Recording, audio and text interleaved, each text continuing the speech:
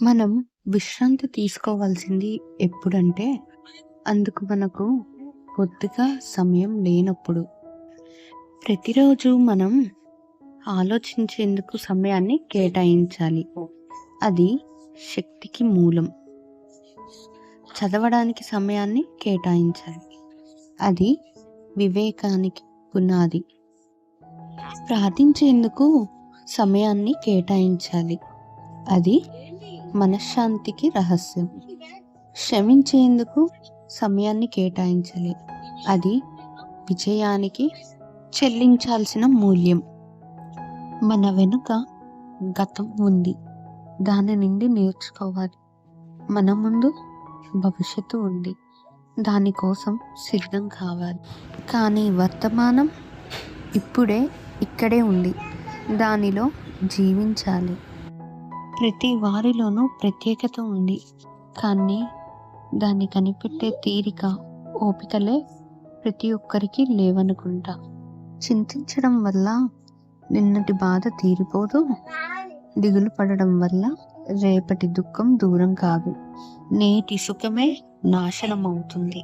నిన్న అనేది గతం, రేపు అనేది ఓ రహస్యం, కానీ నేడు అనేది ఓ వరం. అందుకే ఓ బహుమానం లాంటిది ఈ వర్తమానం. దాన్ని సంపూర్ణంగా ఆస్వాదిద్దాం. మనం దిగులుగా ఉంటే గతంలో మునిగిపోయినట్లు, మనం ఆతృత పడుతుంటేనేమో భవిష్యత్తులో విహరిస్తున్నట్టు, మనం ప్రశాంతంగా ఉంటేనే వర్తమానంలో జీవిస్తున్నట్లు. గతంలో పొందిన కష్టాల్ని పక్కన పెట్టాలి, వర్తమానంలో ఇచ్చే వర్ణాల్ని అనుభవించాలి. భవిష్యత్తు ప్రసాదించే కానుకలకై వేచి ఉండాలి. గతాన్ని పశ్చాత్తాపం లేకుండా స్వీకరించాలి. వర్తమానంలో విశ్వాసంతో వ్యవహరించాలి. భవిష్యత్తుని నిర్భయంగా ఎదుర్కోవాలి. ఎంత విచారించినా గతాన్ని మార్చలేం. ఇక చేయాల్సిందల్లా వర్తమానంలో జీవించడమే.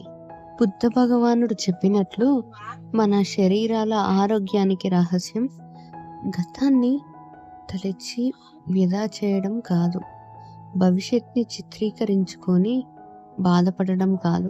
వర్తమానంలో వివేకంతోనూ శ్రద్ధతోనూ జీవించడమే. సమయాన్ని గురించిన రహస్యం ఒకటి ఉంది.